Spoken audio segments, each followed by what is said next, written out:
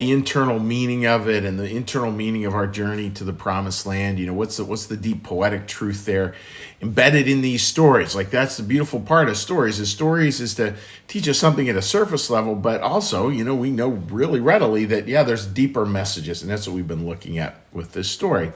And today what we're going to take a look at is this idea of what it's truly like to get reconnected. Like, how does that reconnection mechanism work?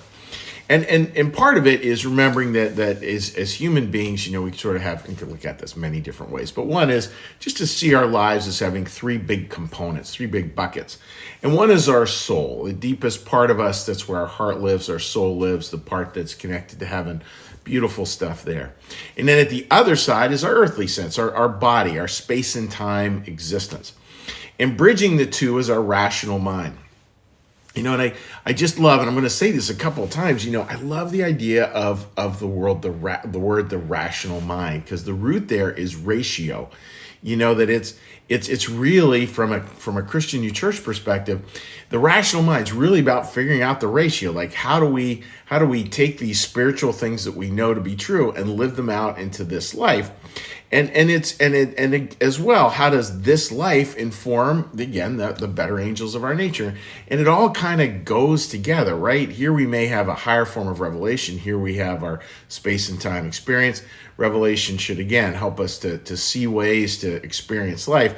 But then that experience creates a feedback loop, a really good one in and of itself. And that's where things really start to come together. And we've looked at the picture here of Abraham coming out with this offering of food, and that's that higher part of us that can bring things down to other parts of us as well. And it's beautiful, beautiful way to hold it. So I just want to read for you a little piece from the book Secrets of Heaven, 2183. This is a beautiful idea. Until the two come together, a person cannot be a whole person and enjoy peace and quiet. In other words, until we kind of sew it up, we have this integrity. Yesterday we used the idea of water pipes, where we have the highest, best angels of our nature. We have our physical space and time lives. Until those two kind of match up, until they come together, we're not going to have peace and quiet, because each fights the other. The angels present with us govern our rational side. If our rational side wins, our earthly side is subdued. And if it wins, it is our earthly side that becomes rational also.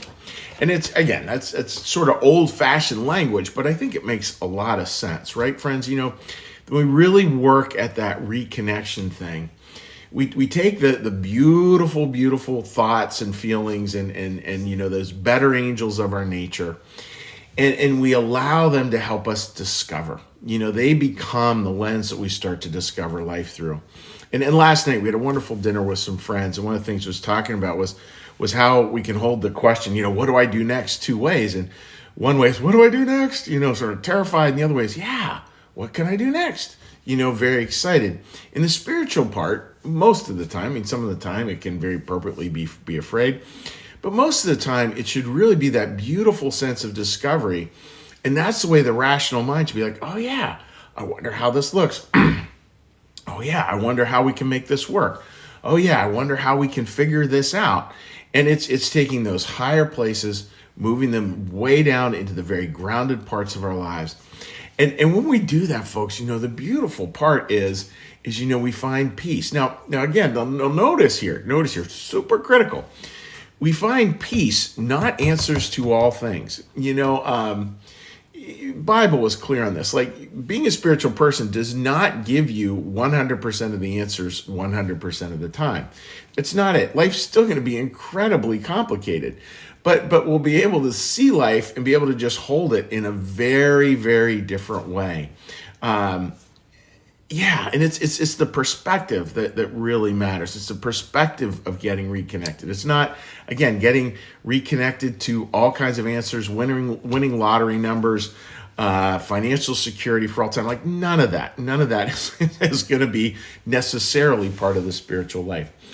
I remember a quote, see if I get this right. It's one I loved a lot. And a dear buddy, Cam Smith, who sometimes watches us from Delaware, made note of it. And it was a quote from, you can choose to not enjoy the snow, but that will have no impact on the amount of snow. It will only have an impact on your amount of joy. And I think that's really true, right? Like snow's going to come, things are going to happen, or rain, whatever you want to fill in the blank.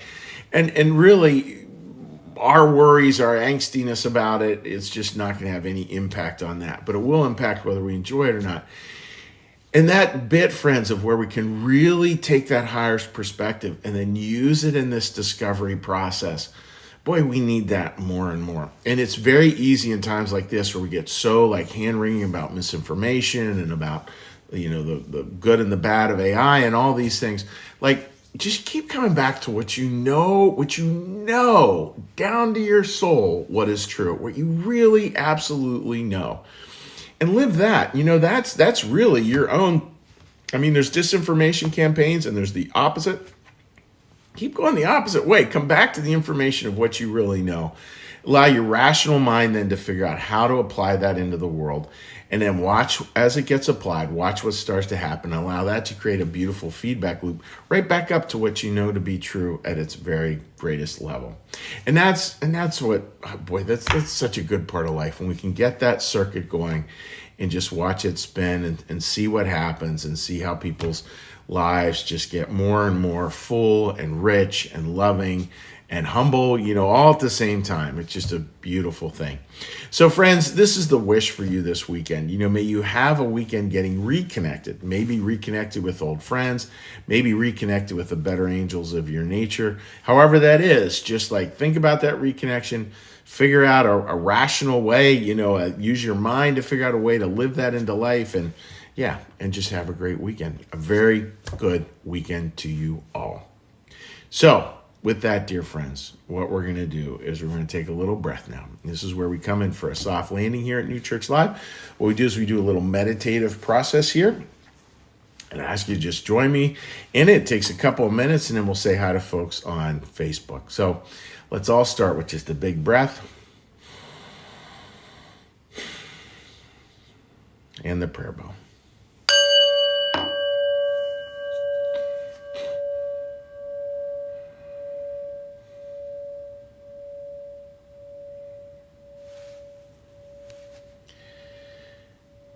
Be still and know that I am God. Be still and know that I am. Be still and know that I. Be still and know that. Be still and know. Be still and. Be still. Be.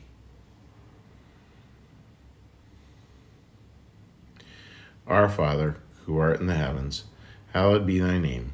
Thy kingdom come, thy will be done, as in heaven, so upon the earth.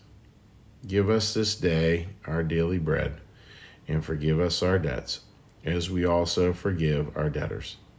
And lead us not into temptation, but deliver us from evil. For thine is the kingdom, and the power, and the glory forever. Amen.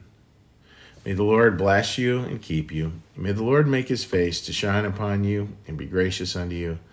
May the Lord lift up his countenance upon you, bring you peace, and bring you home. Amen. All right, dear friends, let's shift gears here into saying hi to folks on social media. Again, you can leave comments anywhere on any of the platforms that we stream on, and when we look at in the mornings is Facebook. And again, as always, you can leave a comment even weeks later. All right, let's flip on over to there. Okay, dokie, there we go. All right.